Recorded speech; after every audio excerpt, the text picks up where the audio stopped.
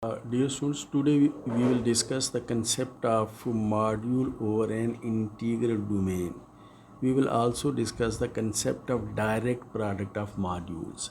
So first we come to modules over an integral domain.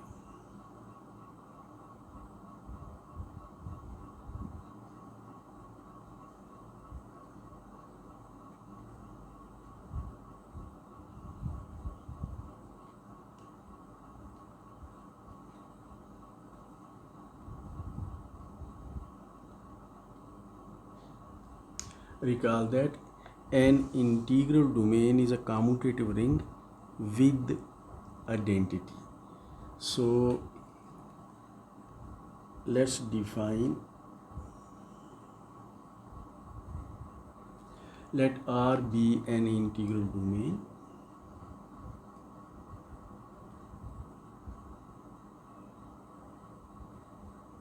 Let R be an integral domain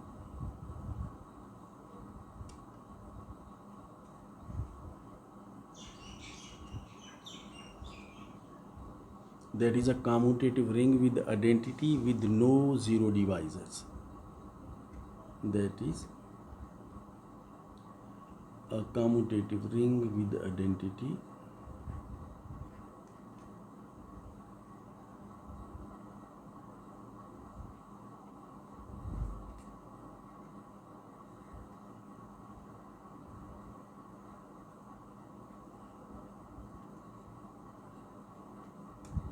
with no zero divisors.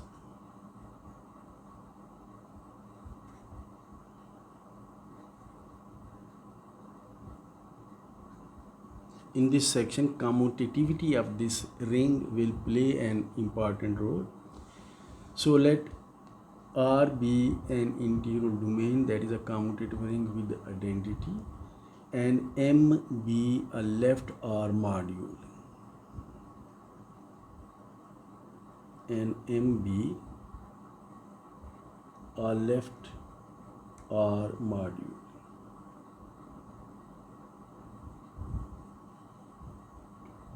Then an element X of M, then an element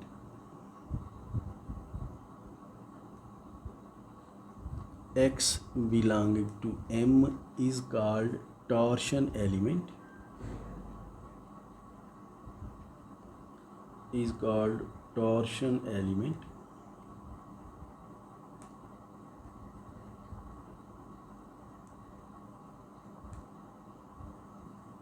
torsion element. If Ax is equal to 0 for some A belonging to R, and A is a non-zero element of R. So this is definition of torsion element. It is definition in fact.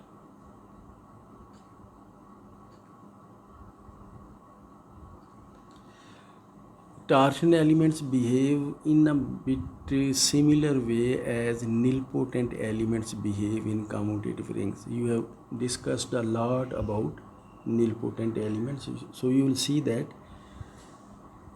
torsion elements have similar behavior in modules. So an element of a module is called torsion element if we can find a non-zero element of the ring, so that when we compose that non-zero element of the ring with the element of the module, you know that this is by external law of composition or by scalar multiplication, then a result is equal to 0. So having defined this, let's come to another definition. Let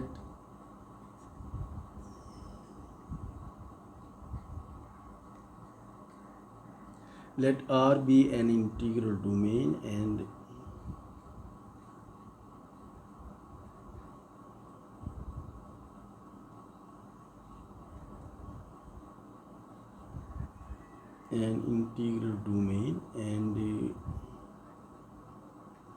M be a left OR module.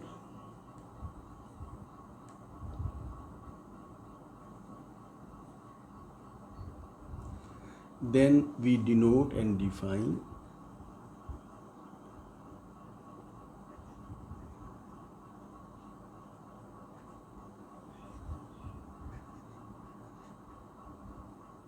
note that what we are going to define is this is set of all the torsion elements of module M, x belonging to M, such that Ax is equal to 0 for some non-zero element A belonging to R. So what we mean is set of all the torsion elements of module M. Let's denote this set by Tm.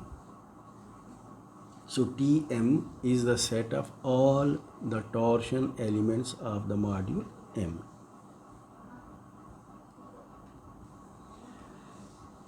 Sometimes it happens that a module has only one torsion element, and that is 0, only 0.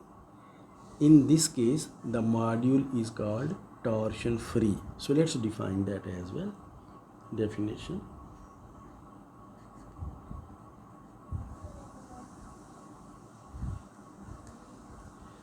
Let R be an integral domain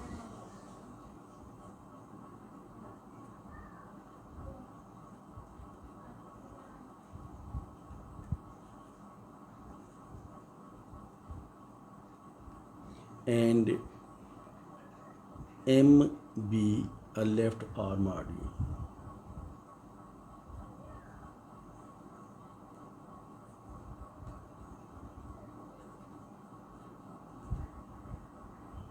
Such that the set of torsion elements of M, that is Tm, consists of 0 only. 0 only. Then we say that M is torsion free. Then we say that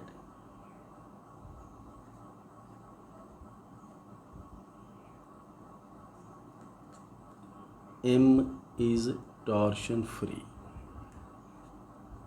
So if there is only one torsion element, only 0, then the module is called torsion free.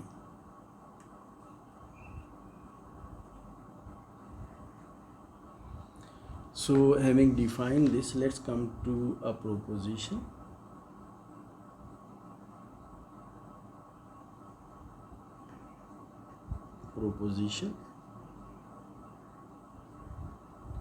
Proposition says that let M be an integral domain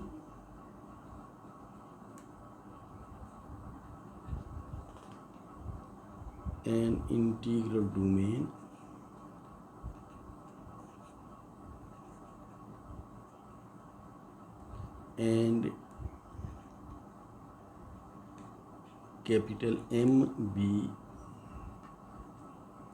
left OR module.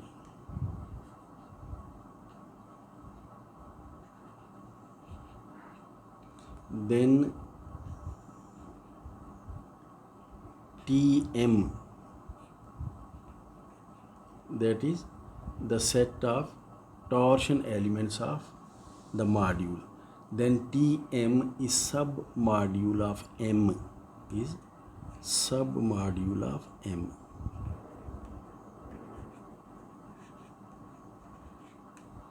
So if we are given a module over an integral domain, then the set of torsion elements of M is itself a submodule of M. So let's have the proof.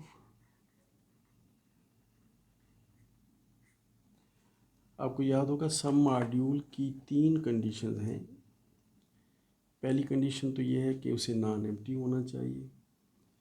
दूसरी condition ये है कि addition के अंदर उसे close होना चाहिए. और तीसरी कंडीशन ये है कि उसे स्केलर मल्टीप्लिकेशन के अंदर भी क्लोज होना चाहिए.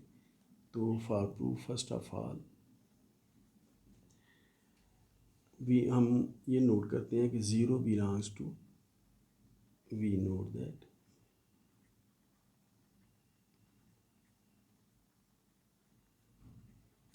ज़ीरो जो है ना वो TM को बिलोंग करता है।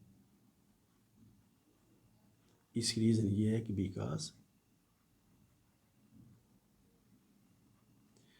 अगर आप ज़ीरो को 1 के साथ मल्टीप्लाई करें, 1 मल्टीप्लाइड विद ज़ीरो, तो जो आप ज़ीरो आता है, और आप जानते हैं कि 1 ज़ीरो के बराबर नहीं है। हमें रिंग पर कंडीशन इम्पोज कर देनी चाहिए थी शुरू में, मैं यहाँ लिख देता हूँ, वी आर कंसिडरिंग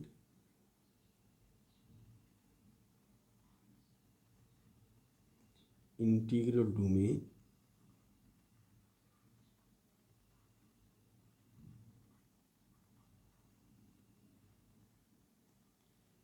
और जो कि सिर्फ ज़ीरो रिंग के बराबर नहीं है, it is more than that, तो फिर वो कंडीशन ऑटोमेटिकली सेटिस्फाई हो जाएगी। एनीवे, तो we note that zero belongs to Tm because 1 into 0 is equal to 0, therefore Tm is non-empty.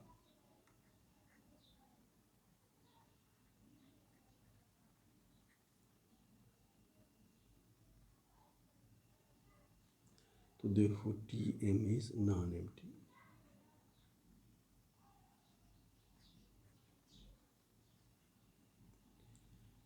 Secondly, हम इसके कोई दो एलिमेंट्स ले लेते हैं कि late x1 x2 belong to Tm or let any two elements x1 x2 or xy. So let xy belong to Tm. Then there exists AB belonging to the ring R such that कि A को अगर आप x से multiply करें तो जवाब zero आ जाए, और B को अगर आप y से मल्टीप्लाई करें तो जवाब ज़ीरो आ जाए। और ये भी कंडीशन है कि A भी ज़ीरो नहीं है और B भी ज़ीरो नहीं है। ये डेफिनेशन थी टॉर्शन एलिमेंट की, B is not equal to zero. X y अगर टॉर्शन एलिमेंट्स हैं तो फिर ऐसा होना चाहिए। Now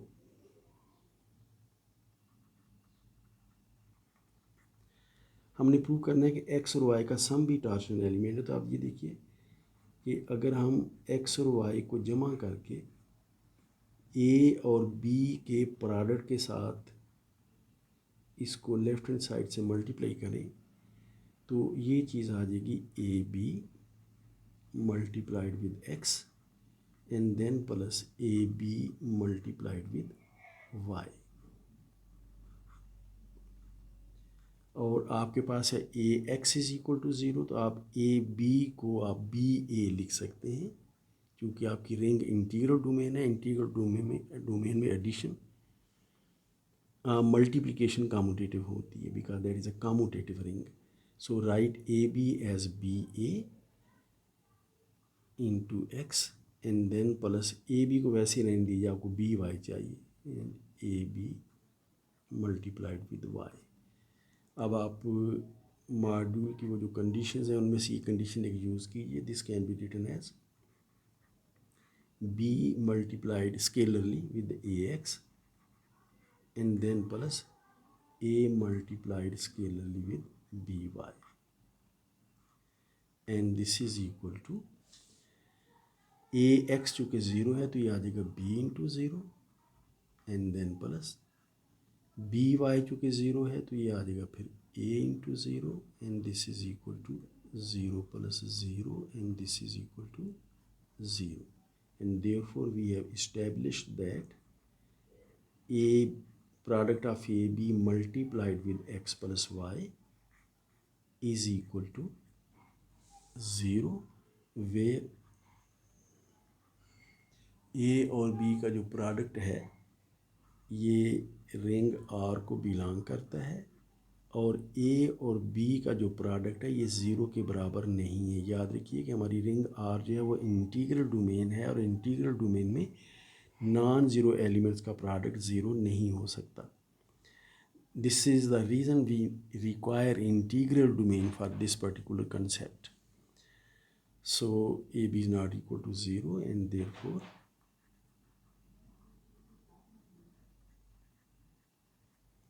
x plus y belongs to Tm. Therefore Tm is closed under addition.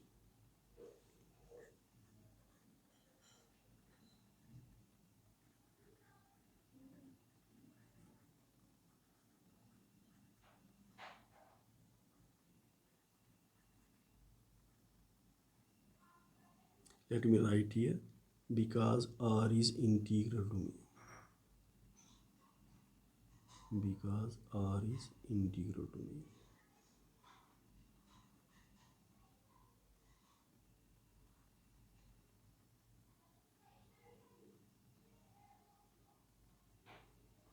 Product zero इसलिए नहीं है कि आर जो है वो इंटीग्रल डोमेन है, इस वजह से. Anyway, then number 3 we have to prove that Tm is closed under scalar multiplication. For this purpose, let A belong to R and X belong to Tm, and X belongs to Tm. अब देखिए, चूंकि x Tm को belong करता है, since x belongs to Tm, therefore there exists an element. Let's call that element, let's call it B belonging to R, जो कि 0 के बराबर ना हो, such that कि B को अगर हम x के साथ मल्टीप्लाई करें तो जवाब 0 आए, क्योंकि ये टॉर्शन एलिमेंट है. नाउ अब स्केलर मल्टीप्लिकेशन के लिए तो हमने एलिमेंट A लिया हुआ है. अब आप A को x के साथ मल्टीप्लाई करें, A को x के साथ मल्टीप्लाई करें, और इस एलिमेंट को इसी एलिमेंट B के साथ इधर से मल्टीप्लाई कर दीजिए, तो ये चीज़ आ जाएगी फिर BA(x), ये मॉड्यूल्स की, this one of the condition of modules, तो इसे आप लिख सकते हैं BA(x). अब B और A चूँकि रिंग के एलिमेंट्स हैं और रिंग आपकी इंटीग्रल डोमेन है, कम्यूटेटिव है, देखो BA को आप चाहें तो AB लिख सकते हैं, ABX, और इसे अब आप फिर दोबारा वही कंडीशन मॉड्यूल की, तो इसे आप लिख सकते हैं ABX, लेकिन BX तो 0 है, so this will be equal to A multiplied with 0, BX is equal to 0. अब A को 0 से मल्टीप्लाई करेंगे तो this will be equal to 0. तो अब देखिए, हमने प्रूव कर दिया है कि AX को हम अगर B से मल्टीप्लाई करें तो जवाब 0 आता है, और B का नॉन ज़ीरो होना हम शुरू से जानते हैं. तो AX को हम B से मल्टीप्लाई करें तो जवाब 0 आता है, और B नॉन ज़ीरो एलिमेंट है, therefore AX is a torsion element. तो therefore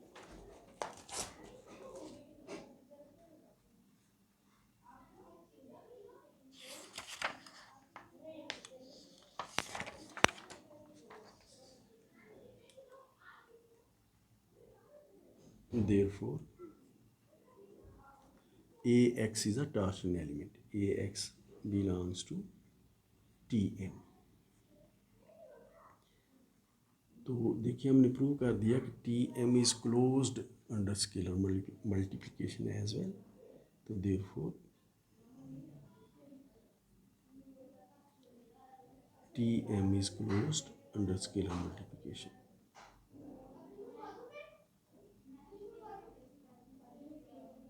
Under scalar multiplication as well.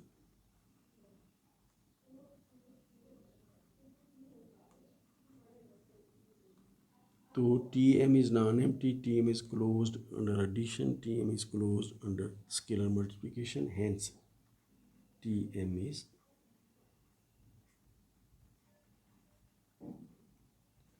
is some module of M.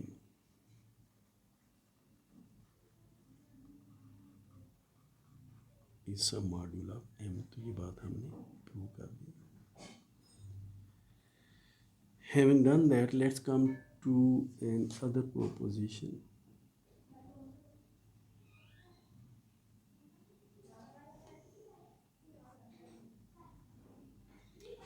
So let's have a very simple proposition.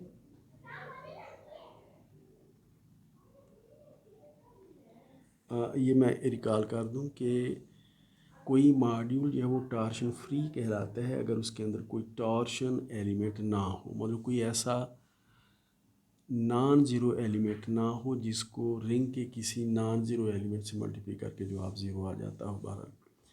तो टॉर्शन फ्री मॉड्यूल वो होता है जिसका zero के अलावा कोई टॉर्शन एलिमेंट ना हो. Sorry, let me correct my self. सिर्फ एक ही टॉर्शन एलिमेंट हो और वो सिर्फ ज़ीरो हो. तो ज़ीरो के अलावा कोई टॉर्शन एलिमेंट ना हो तो दैट इज़ टॉर्शन फ्री. तो let R be an integral domain.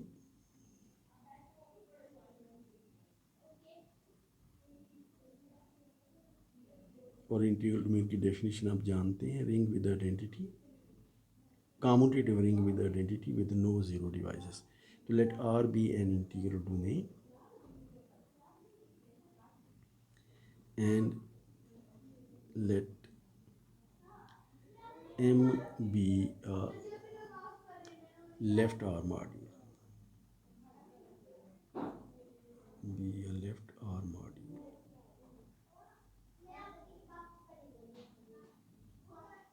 Then हमने अभी प्रूव किया है कि टी एम जो है वो एम का सब मॉड्यूल होगा. तो फिर हम एम को टी एम के साथ फैक्टर कर सकते हैं.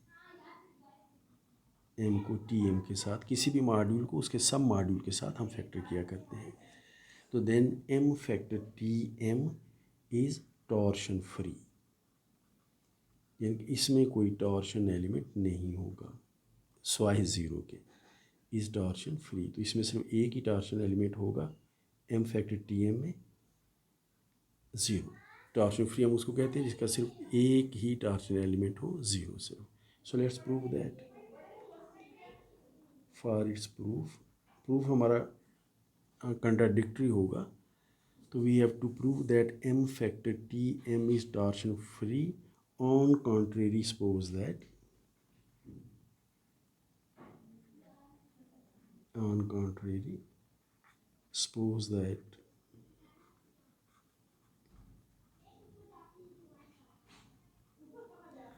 m factor tm is not torsion free, is not torsion free.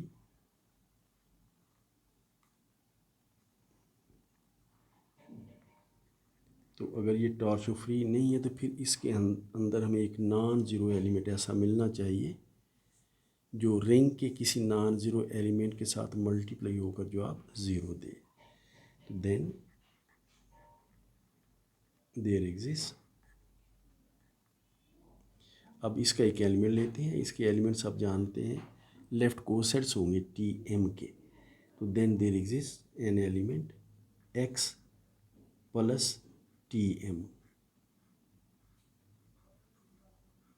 belonging to m factor T M.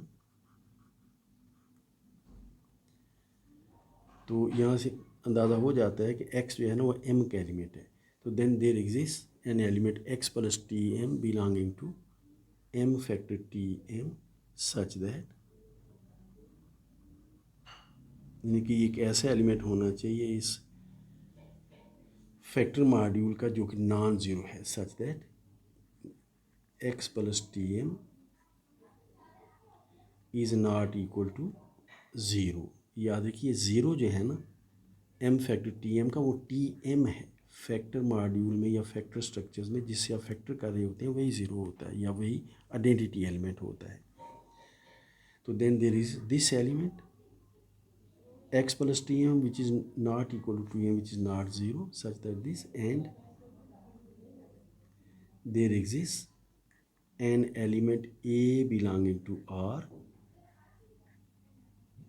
जो कि 0 के बराबर ना हो, और इस एलिमेंट a को हम x प्लस टी एम से मल्टीप्लाई करें, स्केलरली मल्टीप्लाई करें, तो जवाब जो है वो 0 आ जाए। तो 0 का मतलब है जवाब टी एम आ जाए।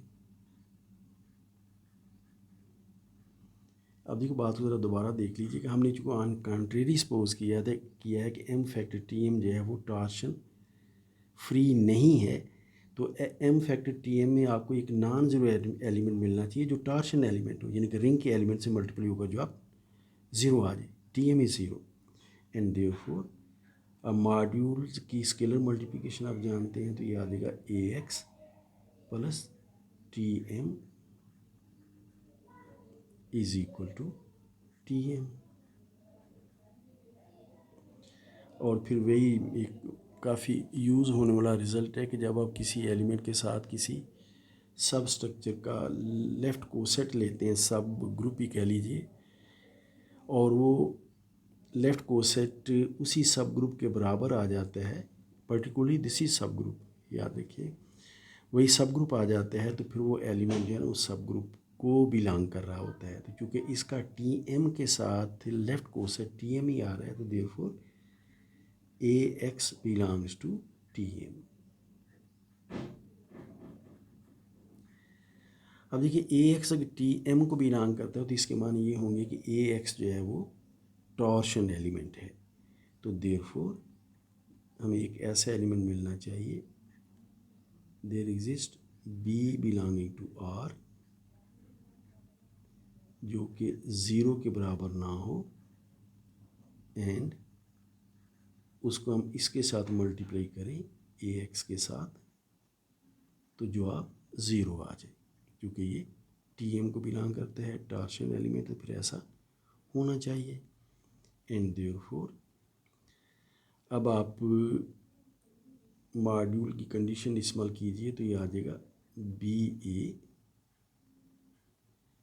Multiplied with x is equal to 0, where ये ज़रा नोट कीजिए कि आपके पास चूँकि बी भी 0 नहीं है और ए भी 0 नहीं है, तो ये जो बी और ए को मल्टीप्लाई करके चीज़ आपको जो एलिमेंट मिल रहा है ना बी ए, वो भी 0 नहीं है। दोबारा लिख देता हूँ, because R is integral domain, because R is integral domain, इसमें 0 डिवाइज़र नहीं है, तो दो नॉन ज़ीरो एलिमेंट्स को मल्टीप्लाई करके जो आप 0 नहीं आ सकता, because R is integral domain. तो आप देखिए कि x को नॉन ज़ीरो एलिमेंट से मल्टीप्लाई करके जो आप 0 आ रहा है, तो इसके माने फिर ये होंगे कि x जो है वो टॉर्शन एलिमेंट है। तो हम अगले पेज पे चले चलते हैं।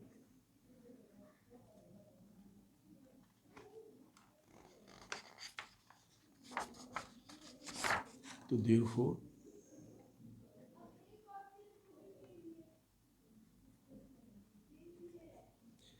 x बिलोंग्स टू टी एम, यानी कि x जो है वो टॉर्शन एलिमेंट है, एंड देयरफॉर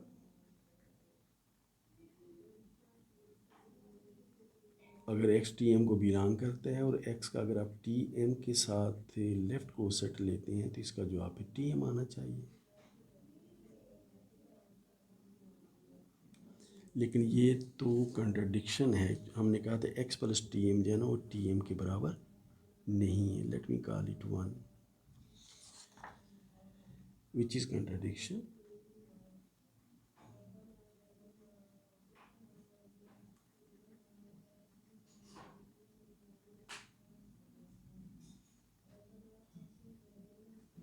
बिकॉज हमने शुरू में ये बात अनाउंस कर रखी है कि x प्लस टी एम जो है ये टी एम के बराबर नहीं है।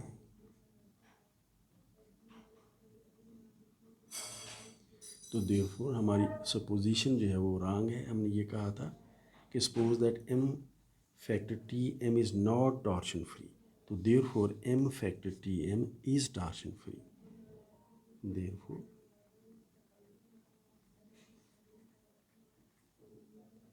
m factor T M is torsion free.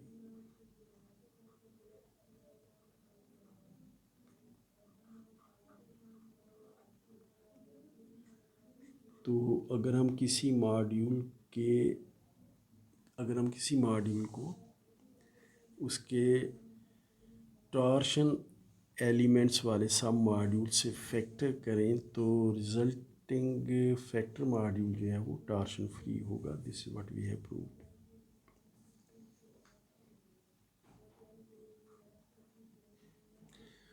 आपने ग्रुप्स में भी और अलजेब्रिक स्ट्रक्चर्स में ऐसा होता है कि हम डायरेक्ट प्रोडक्ट डिफाइन करते हैं और बड़ा सिंपल सा कंसेप्ट होता है। इसमें ऑपरेशन जो है ना वो पॉइंट वाइज होते हैं।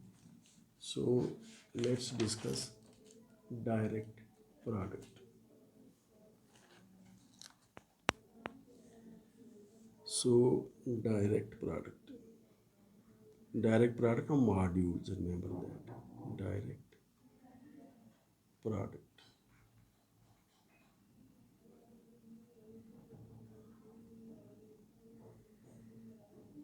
So let R be a ring with identity and let's take two modules.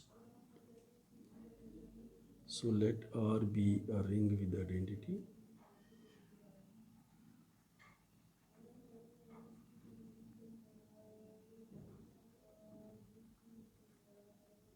हम लेफ्ट मॉड्यूल्स लेंगे। हर रिजल्ट राइट के लिए भी ठीक होता है। तो late R be a ring with identity and M1 and M2 be left R modules.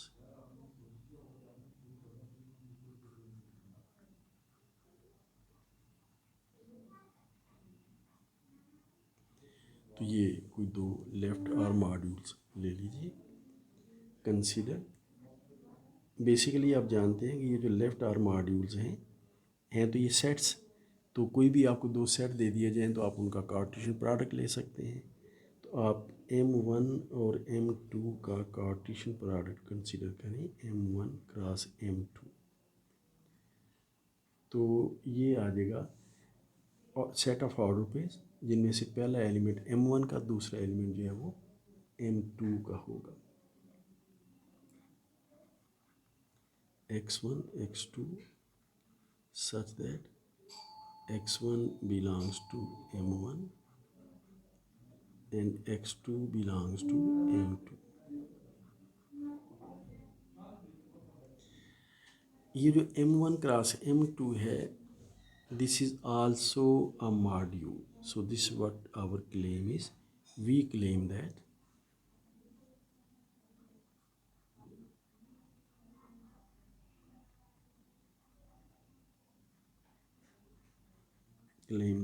M1 cross M2 is also left arm module.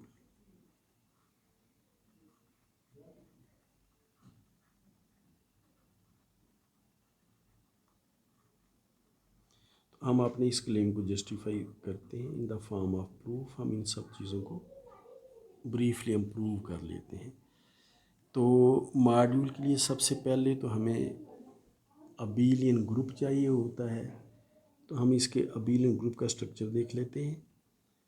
तो अबेलियन ग्रुप,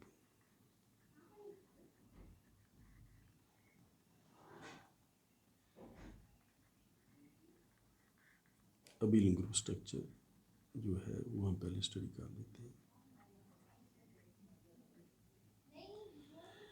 उसके लिए हम इसके कोई दो एलिमेंट्स ले लेते हैं और उन पर एडिशन डिफाइन करते हैं।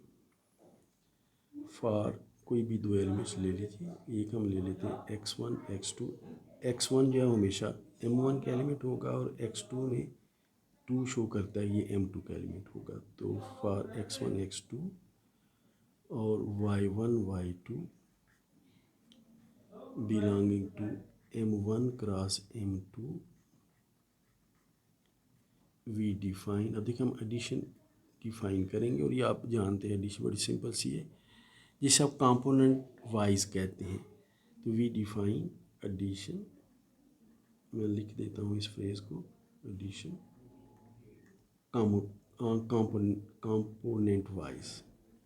कंपोनेंट वाइज दैट इज, इसके माने ये हैं कि आपने X1 X2 को Y1 Y2 में ऐड करना है। तो आप यूँ करेंगे कि X1 को Y1 के साथ जमा कर देंगे, क्योंकि ये M1 के एलिमेंट्स हैं, और वो तो आप X1 को Y1 में जमा कर देंगे और X2 को Y2 में जमा कर देंगे।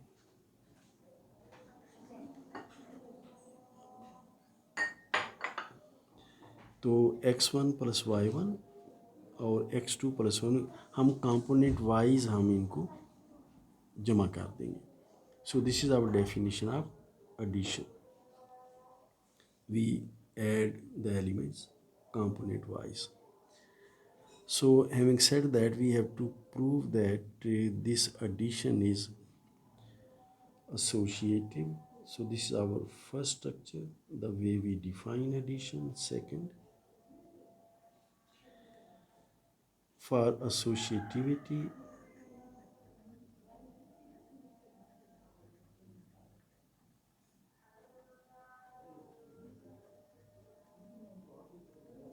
आप कोई तीन एलिमेंट्स ले लीजिए कि late X1 X2 Y1 Y2 और Z1 Z2 जो हैं वो बिलोंग करते हैं M1 क्रॉस M2 को। देन अब ये देखिए कि हम X1 X2 ये जो ऑर्डर पेयर है इसे, और Y1 Y2 ऑर्डर पेयर जो है इसे, और Z1 Z2 ऑर्डर पेयर जो है इसे, हम पहले इन दोनों को जमा कर लें और इसके साथ फिर हम इसे जमा करें, या हम पहले X1 X2 और Y1 Y2 को जमा कर लें और इसके साथ फिर हम Z1 Z2 को जमा करें। तो आप वर्कआउट करके देख लीजिए कि ये दोनों रिज़ल्ट आपस में बराबर होंगे। इसकी रीज़न ये है कि एडिशन जो है वो M1 और M2 में चूँकि एसोसिएटिव है, therefore this will work very easily.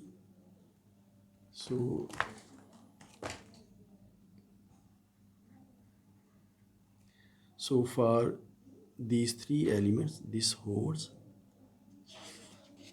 because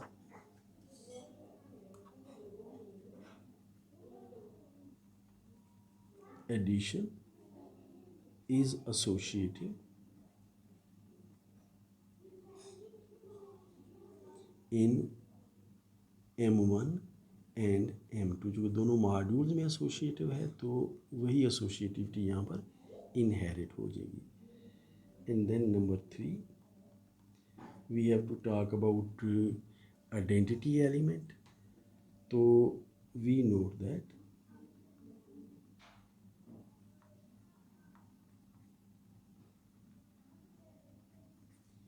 ये जो 0 ऑफ M1 और ये 0 ऑफ M2, ये जो ऑर्डर पेयर है M1 क्रॉस M2 का,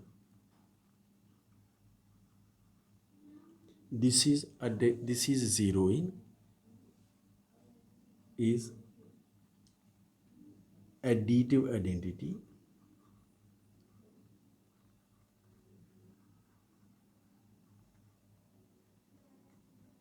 इन M1 क्रॉस M2, मैं इसकी रीज़न भी लिख देता हूँ, because for any x1 x2 belonging to M1 cross M2,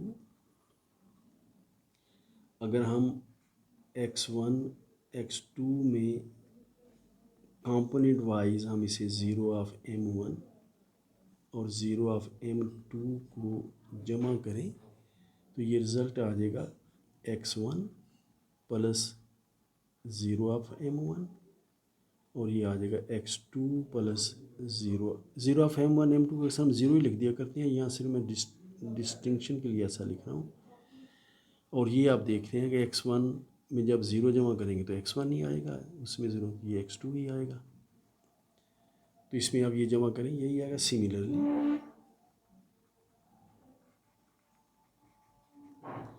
अगर आप ज़ीरो ऑफ M1 और ज़ीरो ऑफ M2 को x1 x2 के साथ लेफ़्ट हैंड साइड जमा करें तो भी जवाब x1 x2 ही आएगा।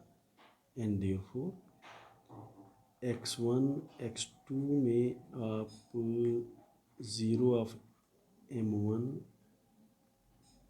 ज़ीरो ऑफ M2 इस ऑर्डर पेयर को राइट साइड से जमा करें या लेफ़्ट साइड से।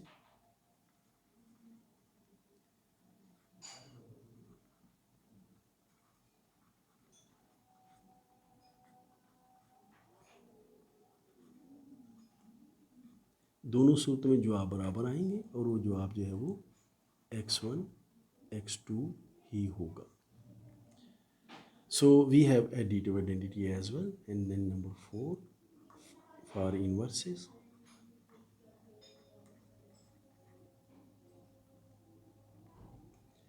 Let x1 x2 belongs to M1 cross M2, then there exists minus x1 minus x2 belonging to M1 cross M2 such that कि अगर आप x1 x2 को माइनस x1 माइनस x2 के साथ जमा करें या माइनस x1 माइनस x2 को x1 x2 के साथ जमा करें तो दोनों सूरतों में जवाब आपके पास ये x1 माइनस x1 ये आ जाएगा ज़ीरो ऑफ M1 और x2 माइनस x2 ये आ जाएगा zero of M2 and therefore minus x1 minus x2 is additive identity. So this is additive identity in M1 cross M2, तो ये इसमें additive identity होगी।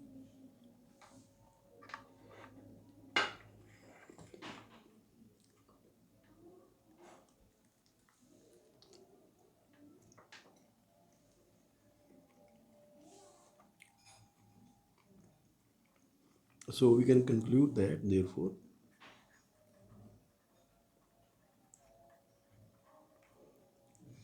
M1 cross M2 is group under component wise addition.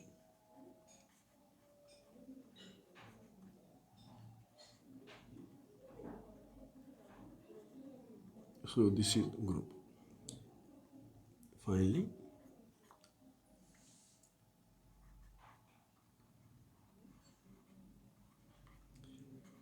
कोई भी आप दो elements ले लीजिए, एक x1 x2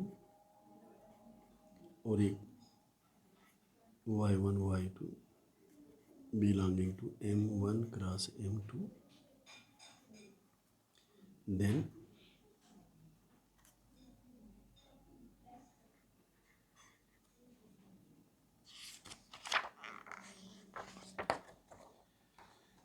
अगर आप x1 x2 को y1 y2 में जमा करें, या आप y1 y2 में y1 y2 को x1 x2 में जमा करें, तो ये दोनों रिजल्ट्स आपस में इक्वल होंगे, क्योंकि एडिशन जो है वो m1 और m2 दोनों में कम्यूटेटिव है, because addition is commutative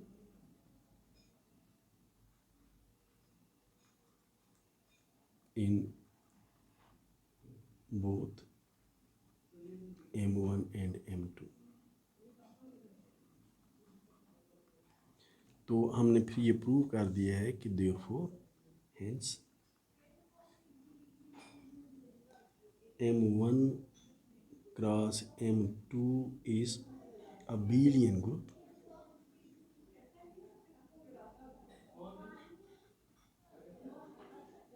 under component wise addition।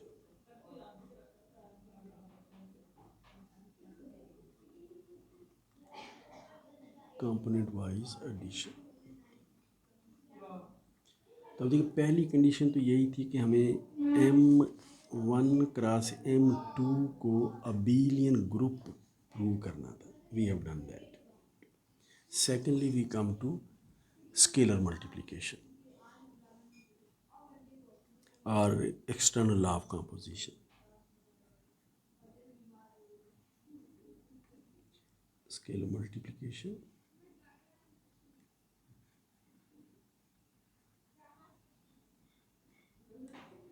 और एक्सटर्नल लॉ ऑफ कंपोजिशन।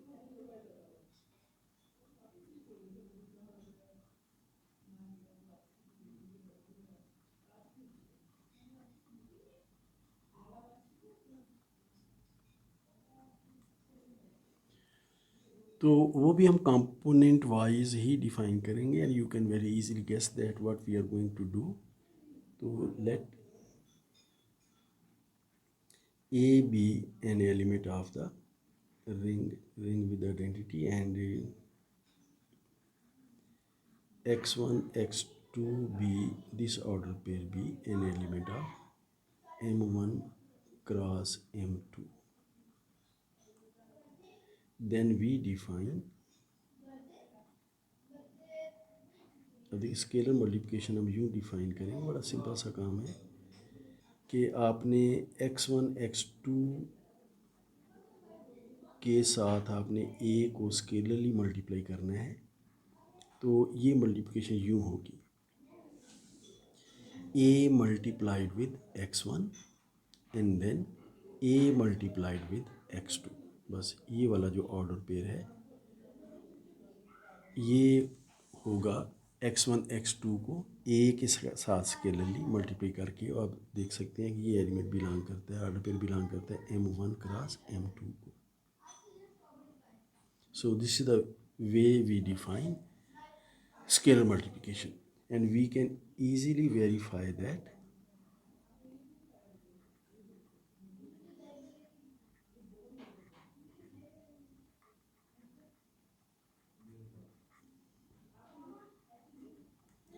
अभी बड़ी आसानी से हम ये चीज़ वेरीफाई कर सकते हैं। नंबर 1 तो मॉड्यूल की जो कंडीशन है मैं वो लिखने लगा हूँ कि अगर रिंग के कोई दो एलिमेंट्स ए और बी आपस में जमा कर दिए जाएं और इस सम के साथ आप m1 क्रॉस m2 के इस एलिमेंट को मल्टीप्लाई करें जैसे हमने ऊपर डिफाइन किया है, तो इसका रिज़ल्ट यही होगा जो कि a को x1 x2 के साथ मल्टीप्लाई करके और b को x1 x2 के साथ मल्टीप्लाई करके इनको आपस में जमा करने से आता है। So you can very easily verify that. Secondly, अगर हमें रिंग का एलिमेंट a दे दिया जाए और m1 क्रॉस m2 के दो एलिमेंट्स दे दिए जाएं, एक x1 x2 और एक y1 y2, और हम इन दोनों को आपस में जमा कर लें और जमा करने के बाद a से मल्टीप्लाई करें, तो ये जवाब यही होगा जो कि ए को x1 x2 के साथ मल्टीप्लाई करके और ए को y1 y2 के साथ मल्टीप्लाई करके इन दोनों को जमा करने से हासिल होता है। और तीसरे नंबर पर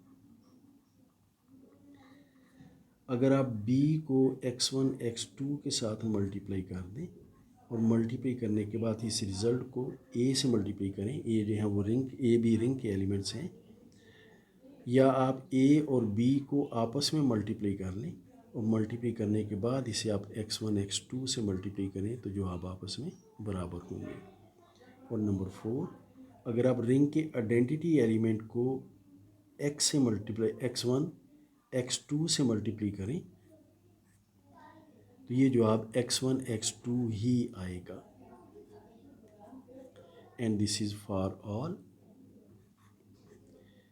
a b belonging to the ring and x1 x2 y1 y2 belonging to the cross product m1 cross m2, and therefore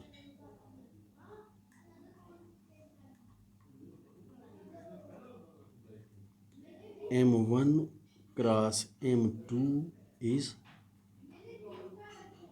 left or module.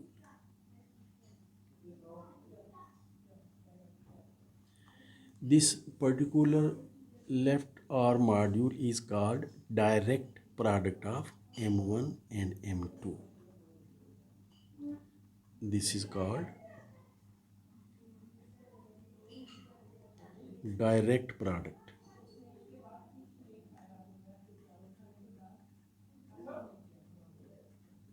of m1 and m2, direct product. So our topic was direct product of modules.